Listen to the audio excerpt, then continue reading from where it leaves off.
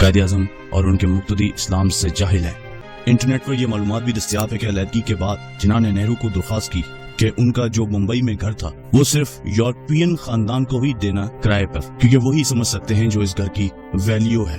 हिंदू और मुस्लिम फैमिलीज को मत देना, इसका किराया 3000 होना चाहिए। आप यहीं से अंदाजा लगाएं कि जिन्ना ने जब तकसीम हुई उसके बाद भी अपने जो उनका मकान था उसकी उनको बड़ी फिक्र थी। जिन्ना साहब को अपने विला, अपने घर की फिक्र थी जो बहुत बड़ा बेंगलोर था, और उन्होंने कहा था मैंने कतरा कतरा करके ये बनाया है और इसका मुझे किराया चाहिए 3000 और इसको सिर्फ अंग्रेजों को या यूरोपियंस को देना, मुस्लिम और हिंदुओं को मत देना। तो ऐसी ज़हनियत वाला इंसान आखिर कैसे एक मुसलमानों का लीडर और हुक्मरान बन सकता है? मुझे तो परवेज हूद भाई ने अपनी किताब में जिन्ना के बारे में लिखा है, जिन्ना विजनरी और गहराई में जाकर सोचने वाले शख्स नहीं थे, इसी वजह से पाकिस्तान आज तक कंफ्यूज रियासत है।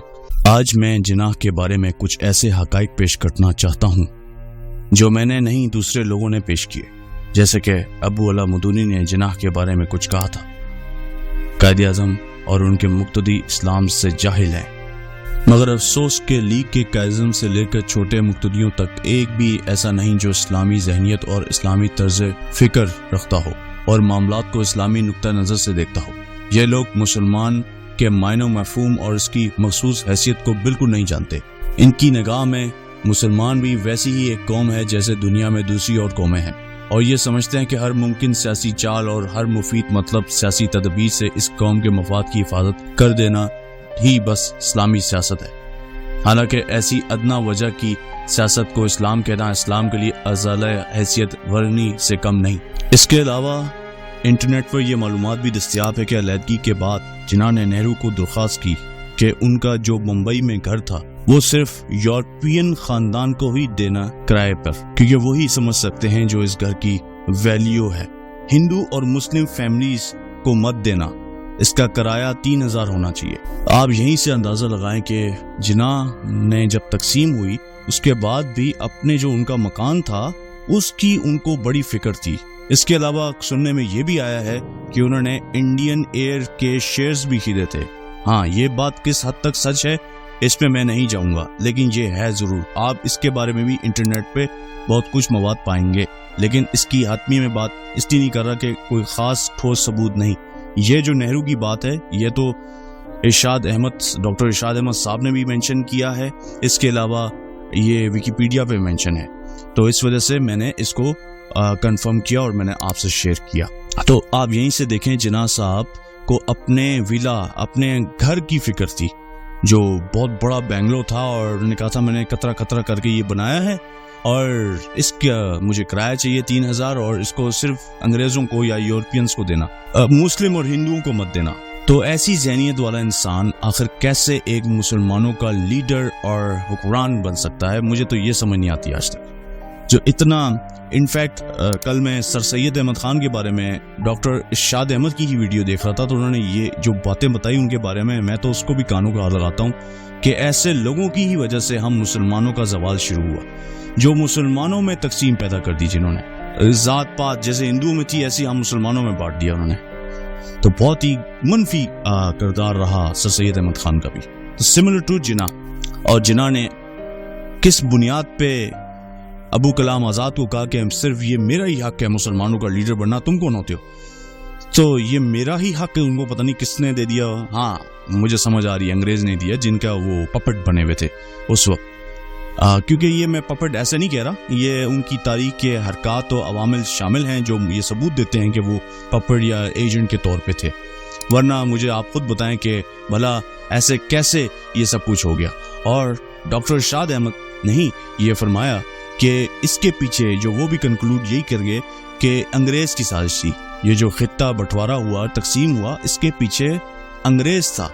तो जाने अनजाने जो भी आप कह लें, बेनिफिट डाउट और जिन्ना साहब को दे दें, तो उन्होंने उनकी हेल्प आउट की इसमें। इसी वजह से वॉइस रॉय ने बहुत मकामात पे या एक दो मकामात पे जिन्ना की तारीफ की, उनको प्रेज किया कि ये बंदा ना होता तो हम ये ना कर पाते। इस तरह के कुल कलमात थे। तो आप खुद जाके रिसर्च कर सकते हैं, गूगल पे हर एक चीज अवेलेबल है, बशर्ते कि आप रिसर्च करने वाले हों। हाँ, आप ढूंढने वाले हों, ढूंढने वाले नहीं है तो आपने तो तौफीक ही नहीं होनी। आप इसके अलावा परवेज हुद भाई ने अपनी किताब में जिनाह के बारे में लिखा है, जिनाह विजनरी और गहराई में जाकर सोचने वाले शख्स नहीं थे, इसी वजह से पाकिस्तान आज तक कंफ्यूज रियासत है। और मैं भी यही कहता हूँ, मैंने अपनी पिछली वीडियोस में भी यही कहा है कि जिनाह के पास ना कोई विजन था, ना कोई गोल था, ना कोई रोड मैप था। कम से कम 1940 के बाद जब पाकिस्तान या पाकिस्तान जैसे कंट्रीज का उनके दिमाग में या मुस्लिम लीग के जहनों में था, जो उनको फीड किया गया था, जो आप समझ आ रहा है, जो अंग्रेजों की तरफ से था, व्हाटएवर जो भी था, तो कोई रोड मैप तो देते एटलीस्ट। ना कोई रोड मैप था। इनफैक्ट जब आज़ाद हो गया, जब जिनाह साहब ने हल्फ उठा लिया अंग्रेजों की गुलामी का, वो आप पढ़ सकते हैं। मेरे को, मैं ये क्यों कह रहा हूँ ये भी आप पढ़ सकते हैं, गुलामी का क्यों बोला मैंने, तो मैंने अपनी पिछली वीडियोस में मेंशन किया इस बारे में। तो इसके बाद भी कुछ नहीं। और आप देख लें जिनाह की और लियाकत अली खान की परफॉर्मेंस क्या थी, कुछ भी नहीं, नील बटा नील। भाई 1 साल तक जैसे भी रहे जिनाह साहब जिंदा, तो क्या कर दिया, पहले दिन आके भी उन्होंने क्या ऐसा कर दिया। 7-8 साल जो पिछले थे जब आजादी से पहले, उनमें कुछ नहीं किया 6 सालों में, तो अब क्या खाक करना था उन्होंने। तो ये बिल्कुल सही, इत्तेफाक करता हूँ मैं हुद भाई से। हालांकि बहुत सारे मामलात में मैं शायद इनसे इत्तेफाक ना करूँ और जो दूसरी बातें, लेकिन इस बात में वाकई इत्तेफाक करता हूँ कि हुद भाई ने ये सही बात की कि वाकई मैं तो खुद ये बोलता हूँ कि जिनाह साहब का सबसे बड़ा ब्लंडर यही था कि ना उनके पास कोई रोड मैप था, ना उनके पास विजन था, और जो मुसलमान थे, जो हिंदुस्तान में रह जाने वाले थे इतने करोड़, उनके बारे में उनका कोई नरम गोशा नहीं था। और मतलब बहुत ही पैथेटिक इस पे भी कमेंट्स हैं, मुझे मिल नहीं पाए इंटरनेट से, लेकिन इरशाद अहमद साहब से मैंने सुना है कि बहुत ही फजूल किस्म के बयान थे इस पे जिनाह साहब के, और शटअप कॉल भी दी थी अलीगढ़ में स्टूडेंट्स को इस बारे में। तो very bad, very very bad. So ये है हकीकत, ठीक है ना। तो ना कोई रोड मैप था जिनाह साहब के पास, ना और कंफ्यूज रियासत। देख लें आज भी हमें कोई पता नहीं है ये मुल्क बना क्यों था। हम अल्ताफ हुसैन जो इंडिया में जाके तरक्की की, मैं उसकी डिफेंड नहीं कर रहा, लेकिन अब तो मुझे भी ये समझ आ रही है कि वो अल्ताफ हुसैन उस 80 की दहाई में ये बातें करती थी, 90 की दहाई में। बिलीव के ये चीजें हैं, ये हैं, और ये चीजें हैं कि हम आज तक इस चीज को नहीं समझ पाए कि आखिर में ये बंटवारा हुआ किस लिए था। ये इसलिए हुआ था क्योंकि अंग्रेजों को एक इमाजगाह चाहिए थी, उन्होंने अपने कोकोनट्स को यहाँ बैठाए रखना था, उनको अपने गर्ज से उन्होंने ये किया था। और दूसरी गर्ज उनकी ये थी कि ये हिंदुस्तान को जब हम टुकड़े टुकड़े करेंगे तो इससे ये होगा कि अगर इंडिया सर उठाएगा तो हम बोलेंगे जी आपके पास पाकिस्तान है, हम इसको फोर्स करते हैं, समझ गए ना, फीड करते हैं, तो इंडिया चुप हो जाएगा। और जब कभी पाकिस्तान उठेगा किसी मामला पे हमारे खिलाफ, तो हम बोलेंगे इंडिया है ना, इंडिया से अरसों बढ़ा देंगे। और इसी तरह बंगाल भी। तो ये सारा खित्ता एक मकसद, एक प्लानिंग के थ्रू किया गया। इसी की निशानदही कहीं ना कहीं अबू कलाम आज़ाद, जिसकी मैंने पिछली वीडियो में आप देख सकते हैं जाके, यही चीजें उन्होंने अक्स की थी कि ये होगा, और अनफॉर्चुनेटली अल्लाह माफ करे ये हुआ। मैंने अबू कलाम आज़ाद की जो बातें इंडोर्स या एक्सेप्ट की, वो इस वजह से नहीं कि उन्होंने मतलब सच तो बोला वाकई की, इस वजह से कि ये हकीकत है, ये हुआ है तो की है, ऐसे नहीं की, ना चाहते में भी की। इसके अलावा लोग जिनाह के बारे में तो और बहुत कुछ बोलते हैं कि उनकी ज़ात के बारे में कहते हैं कि वो शराब और सूर का गोश्त खाते थे। ये उनका ज़ाती अमल है, मैं इससे बात नहीं करना चाहता, ये उनकी प्राइवेसी है, लेकिन लोग कहते ज़रूर हैं। लेकिन अगर वो खुद को मुस्लिम और मुस्लिम्स का लीडर समझते थे तो उस हिसाब से तो बहुत गलत था, सीरियसली। और अगर ये वाकई ऐसा है सच, तो क्योंकि इसके भी कुछ बुक्स में अवेलेबल है, लेकिन हतमी बातें नहीं है, लेकिन बहुत सारे लोग जानते हैं कि ऐसा था। लेकिन फिर भी मैं ये कहूँगा, अगर ये वाकई था तो ये बहुत बुरा इमेज है, और आपको फिर किसी तौर भी हक नहीं कि आप मुसलमानों की रिप्रेजेंटेटिव बने, खासकर उस दौर में जब हमारे पास आजकल के जैसे जो घटिया गलीज सियासतदान नहीं थे। उस वक्त तो फिर भी थोड़े बहुत इंसान के बच्चे होते थे। उस जमाने में भी आपको ज़ेब भी नहीं देता था कि आप मुसलमानों की लीड करें, क्योंकि क्यों वो कहते हो जो करते नहीं हो, यही बात है।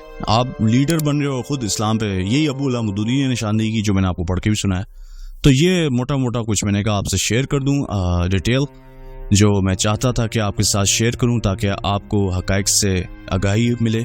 और ये मेरी सारी वीडियोस जो होती हैं ये उन लोगों के लिए होती हैं जो आइडियलिज्म पे फोकस नहीं करते, यानी किसी उन्होंने बुत नहीं बनाए हुए, वो अल्लाह पे ईमान रखते हैं और सच की तलाश में रहते हैं, अल्लाह और रसूल के मानने वाले। और अंधी तकलीफ सिर्फ उसे करते हैं तो वो अल्लाह की किताब की करते हैं, क्योंकि अभी इस दुनिया में सिर्फ वही है जिस पे आप कर सकते हैं।